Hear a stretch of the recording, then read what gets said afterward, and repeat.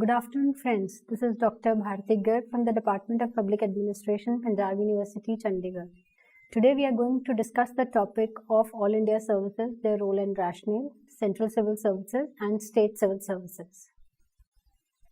At the end of this module, friends, you will be able to understand the structure of civil services in India, their importance in Indian administration, the role of All India Services, Central Civil Services and State Civil Services in India. Now, giving an introduction and starting with the lecture, firstly I would like to introduce you with the structure of the state. Every state has three wings: legislature, executive and judiciary.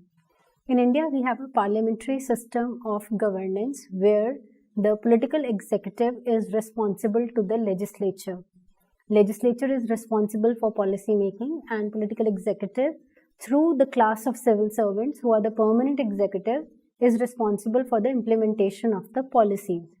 Now the implementation aspect of the policies, for this it is clearly accountable to the legislature.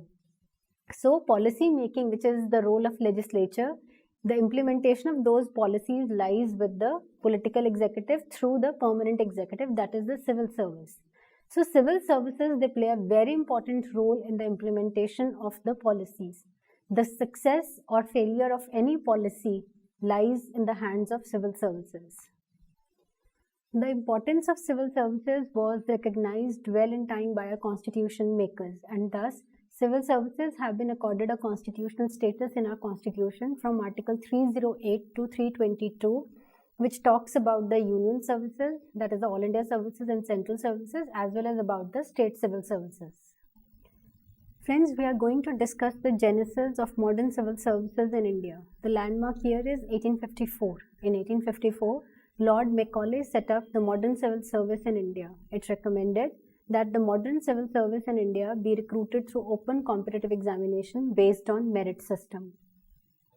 In 1887, HSN Commission divided the civil services into three services, that is imperial, provincial and subordinate civil services.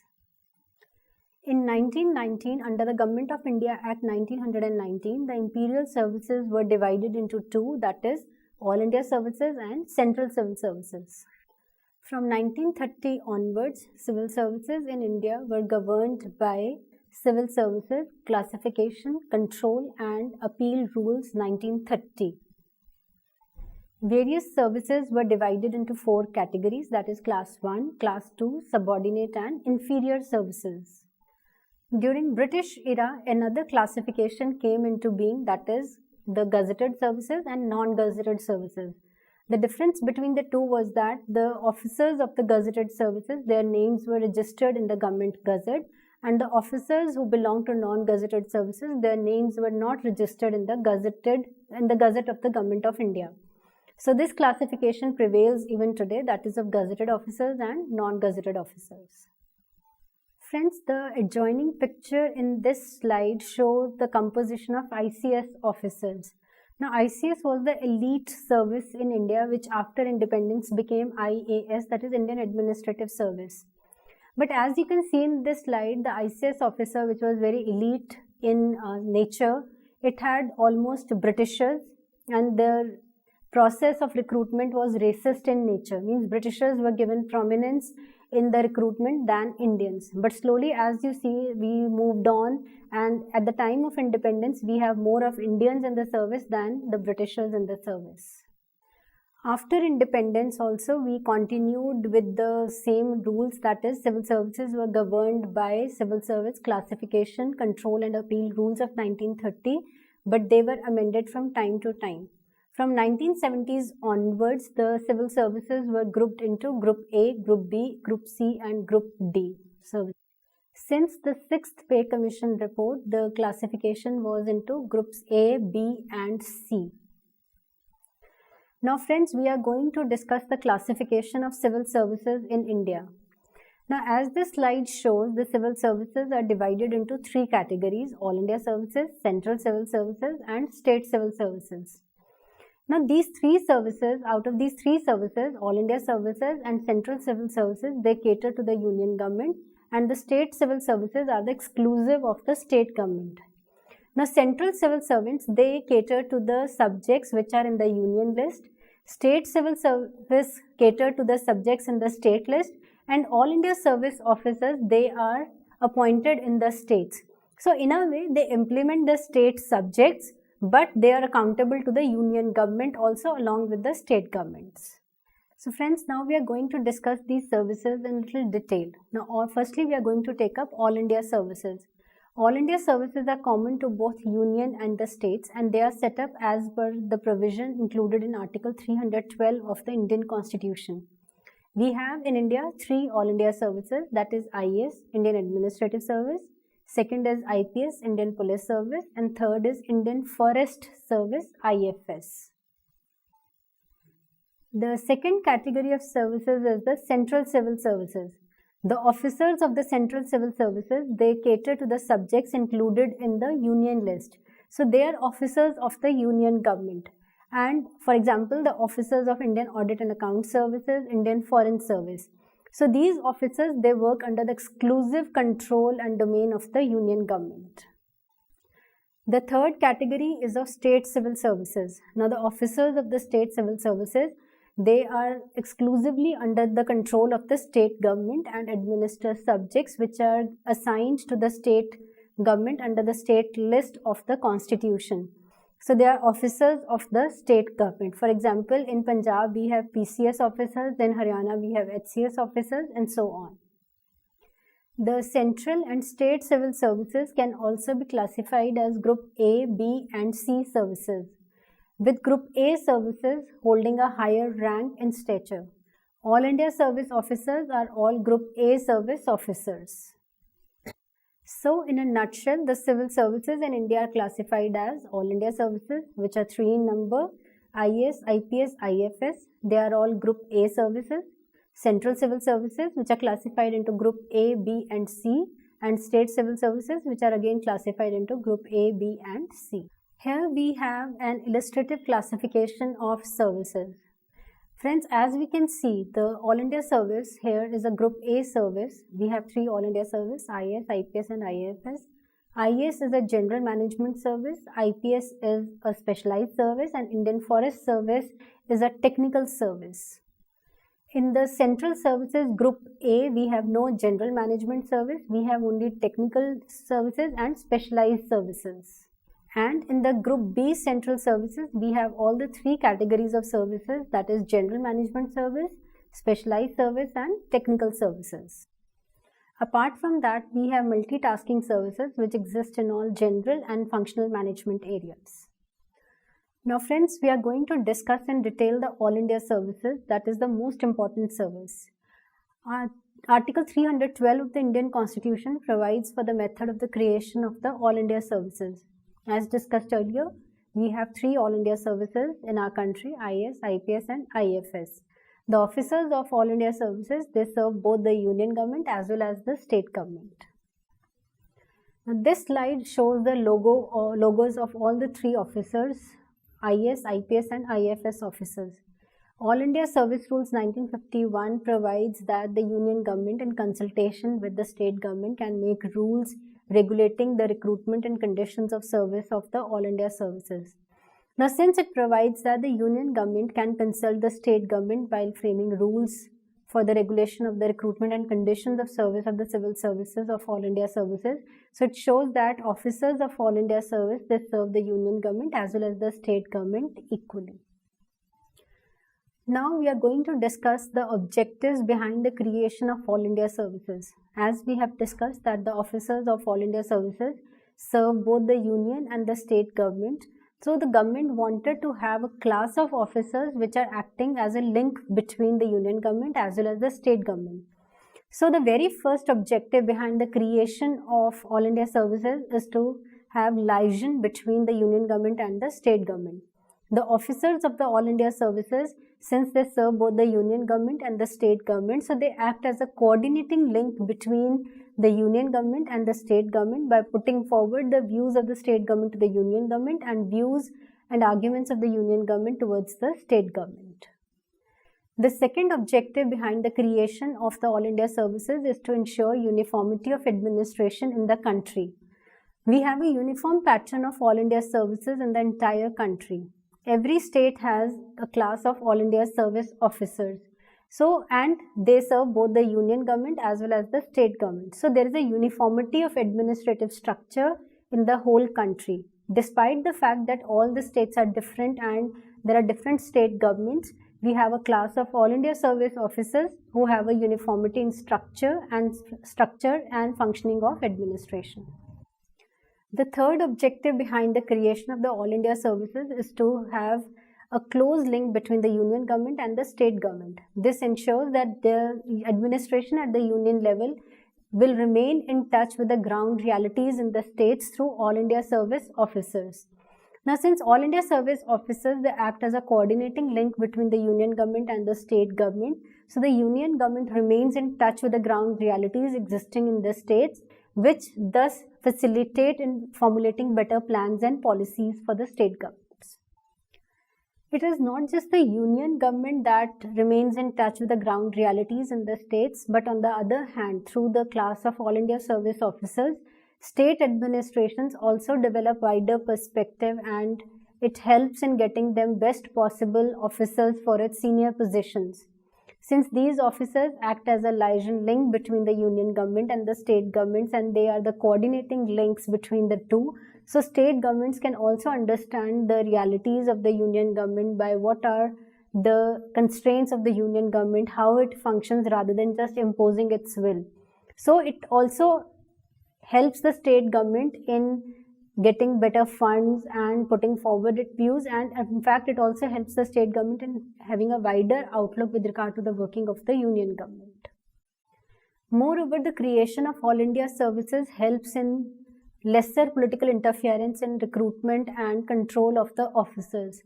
Since All India service officers, they serve both the union and the state government, and they are accountable more to the union government than to the state government. So their recruitment and terms and conditions of service are guided by union government rules. So political interference at the state level is less with regard to the functioning of the All India service officers. Now we are going to discuss the role and rationale of All India services. The first point in this is national outlook. It is believed that officers of All India services have a national outlook. Since officers of All India services, they are drawn from the entire country, they have different backgrounds either from humanities, social sciences, medical or engineering, and the training which they get imparts a national outlook in their functioning. So since they have developed a national wider outlook, it is believed that they are best suited to serve both the union government as well as the state governments. The second rationale of All India services is that they play a leadership role. Now, since the officers of All India services, they serve different positions, they serve different departments, they work on different positions, they carry out large number of activities. So they are trained to undertake various leadership positions and perform leadership roles. Thus, they are trained in multitasking, they develop expertise in different areas, and they are in a position to lead different departments. Third rationale is proven ability and wide experience. Now, since these officers, they serve different positions and different departments of the government of India as well as state governments, so these officers have proven ability and leadership experience, talent to serve the government and in different positions, different departments, and give their best to the government. Next rationale is unifying force. The officers of these services, they are the unifying force in the country. They are important today also as they were important when India got independence and the constitution was framed. Since they are a link between the union government and the state government, and they serve both the union government and the state government, they act as a unifying force between the central government and the state government, especially in light of the various precipitous tendencies prevailing in the country. Next rationale is that they are the link between the union government and the state government. Now, as we have been discussing this point, they are the major unifying force, they are the major link between the union government and the state government, especially when the party ruling at the center is different from the party ruling in the states. Since it is believed that All India service officers, they are not guided by any ideologies, and they are actually officers which are to serve both the center and the states in an impartial manner. So they are actually a link, a true link between the union government and the state government. Now friends, considering the importance of the nature of All India services in India, the Government of India celebrates All India Service Day on April 20 and 21st, and 10th All India Service Day was celebrated on April 21st, 2016. Adjoining is a part which shows what are the hallmarks of All India services in India. If you can clearly make out, there is a permanency in the services. The civil servants are given constitutional protection. Then they work on the principles of political neutrality and anonymity. And the officers of the civil services, they are recruited on the basis of merit by independent constitutional authorities, that is Union Public Service Commission and State Public Service Commissions. Now friends, we are going to discuss the nature of All India services. The first point that comes up is that they are the instruments which maintain national consolidation and unity in the country. They ensure maintenance of common minimum standards in certain areas of administration all over the country. All India services ensures the existence of class of officers who are free, independent, having a national outlook, and they serve the states. So states are not confined to their narrow perspective, but they develop a wide national perspective with this class of officers. All India service is a union subject. The All India Civil Service Rules 1951 provides that the union government, in consultation with the state government, can make rules and regulations for the conduct and conditions of service of the officers of this service.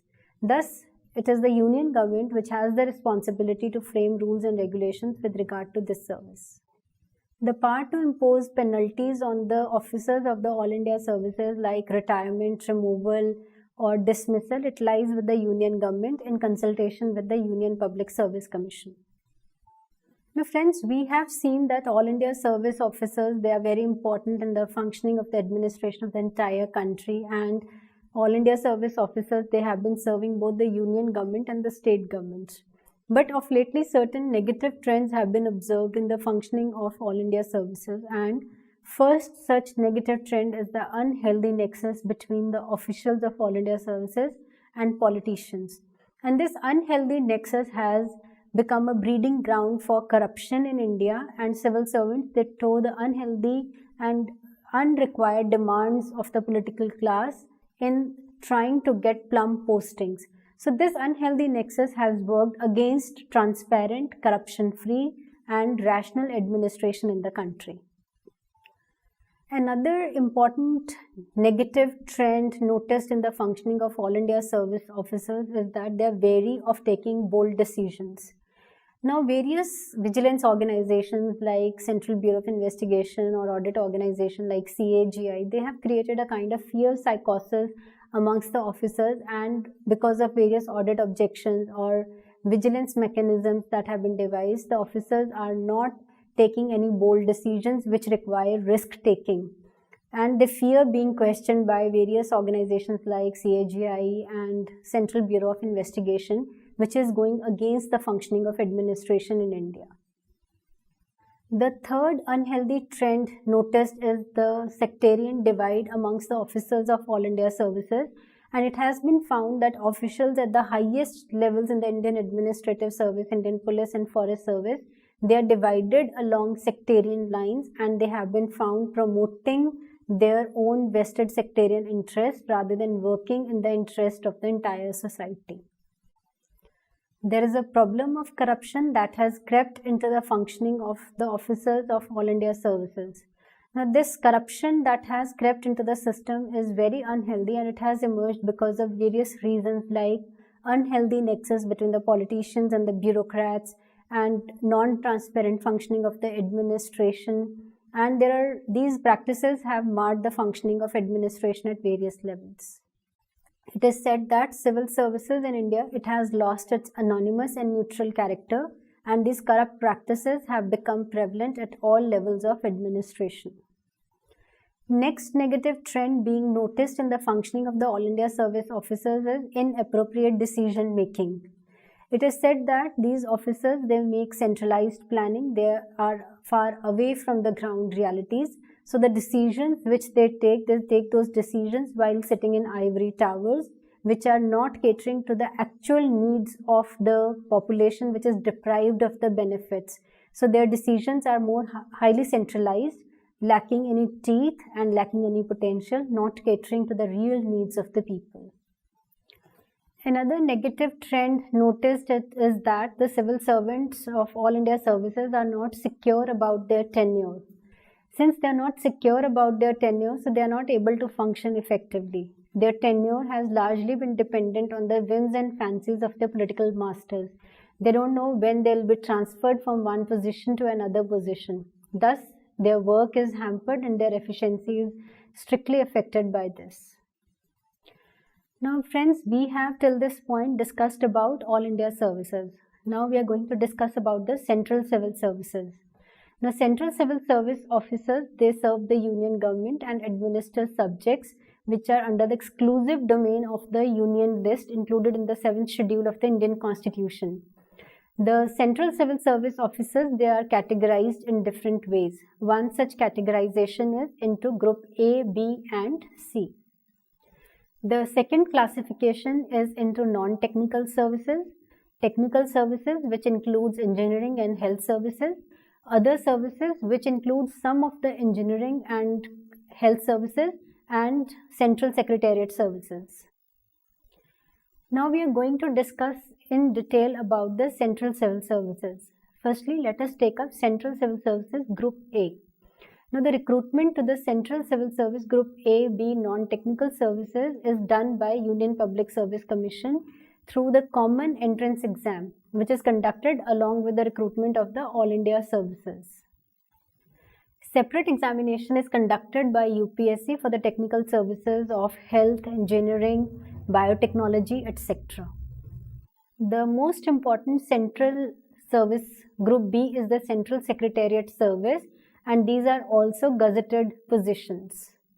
Third category is Central Services Group C. It's a non-gazetted service and the recruitment to this is done by Staff Selection Commission. For example, Central Secretariat Clerical Service. Now friends, we are going to discuss the third category of services, State Civil Services. Now the officers of the State Civil Service, it administers subjects which are under the exclusive domain of the state government and are included in the state list of the 7th schedule of the Indian Constitution, like agriculture, health, etc. The duties of the officers of the State Civil Services are confined to the territorial boundaries of the state unless they are working on deputation for the central government. According to Article 309 of the Indian Constitution, the recruitment and service conditions of the officers of the State Civil Services, they are guided by the acts of the respective state legislature. According to Article 310 of the Indian Constitution, the members of the State Civil Service hold office during the pleasure of the Governor of the state. The provisions for safeguarding the interests of the State Civil Service officers are given in Article 311 of the Indian Constitution. Friends, now let us take up the classification of State Civil Services. State Civil Services are classified as Group A, B and C services. Apart from this, they are also classified as gazetted and non-gazetted services. Gazetted services are those who are included in the Government Gazette, and non-gazetted services are those which are not included in the Government Gazette. Apart from that, the civil services in the states are also classified as subordinate services and ministerial services. Now, we have till this point discussed the classification of services in India as All India Services, Central Services and State Civil Services. We have discussed that UPSC conducts recruitment for the All India Services and Central Civil Services, and State Public Service Commission conducts recruitment for the State Civil Services. But there is a procedure for the induction of the officers of the State Civil Services into All India Services, and that is based on the formula 1:3. That is 33% of the positions in the IAS, IPS and IFS are filled from the State Civil Services through the process of promotion. Now we are going to discuss the recruitment into the State Civil Services. Every state has a State Public Service Commission, and every State Public Service Commission conducts examination for recruitment into the State Civil Services. Recruitment is done both through direct recruitment process as well as through indirect recruitment process. Now, the categories of state civil services for which direct recruitment is undertaken is State Administrative Service, BDPO, Tehsildar, Talukdar, State Police Service, etc. And any other class 1 or class 2 service which is notified by the state government can also be recruited through direct recruitment process. Now, there are various key issues which require reform with regard to the functioning of the civil services in India. For example, reforms are required with regard to the structure of the civil services, their classification pattern, their recruitment pattern, their promotion pattern, capacity building pattern, with regard to inculcating professional skills amongst the civil servants, developing modernity and ensuring political, judicial, financial, economic accountability, and above all, the civil servants must be aware of the fact that they are accountable to people at large. So these are the reform issues which must be included in the functioning of the civil services, because we have found that over these decades after independence, civil services have been mired into various controversies and they have forgotten about various accountability mechanisms. So we must ensure that these reforms are introduced at the earliest in the functioning of civil services. Various attempts have been made with regard to reforming the civil services in India. In line of these attempts, the Government of India has set up various commissions and committees, and the most important committee set up was the Santhanam Committee in 1964. Now, this committee has given suggestions with regard to the conduct of civil servants while filing their income tax assets and taking gifts, and it has also suggested changes in Article 311 of the Constitution while taking disciplinary action against the civil servants.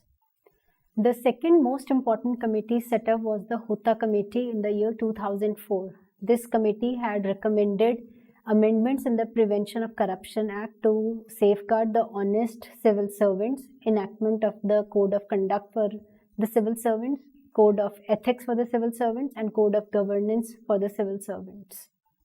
The latest in line of the reforms is the second ARC report, which was given by the Administrative Reforms Commission. Now, this commission had given very wide-ranging, strong recommendations of intensive performance review of the officers. It had suggested intensive performance review of the officers at two stages, one after 14 years of service and second after 20 years of service. It had suggested that those officers who are unfit to continue in their jobs, their jobs should be discarded, and the initial appointment should only be made for 20 years. After 20 years, when their performance is reviewed, if they are fit to continue, only then their jobs will continue. Otherwise, they will be given compulsory retirement. So friends, to conclude, I would say that we have discussed the classification of civil services in India, which is a three-tier classification into All India services, central services, and state civil services. We have discussed that All India service officers, they are Group A service officers. Central and state service officers are Group A, B, and C service officers. We have seen that how All India service officers have been serving both the union government and the state government. Central civil service officers, they serve the union government, and the state civil service officers serve the state government exclusively. All these services are the strong pillars of the administrative system of the country, with All India service officers serving both the union and the state government. It is said that though All India service officers are All India in character, but if we see the actual functioning of the services, central civil service officers, they have a wider All India character than All India service officers, because they serve the entire country under the union government. They go and serve all the departments of the union government which are located in the states. Thank you.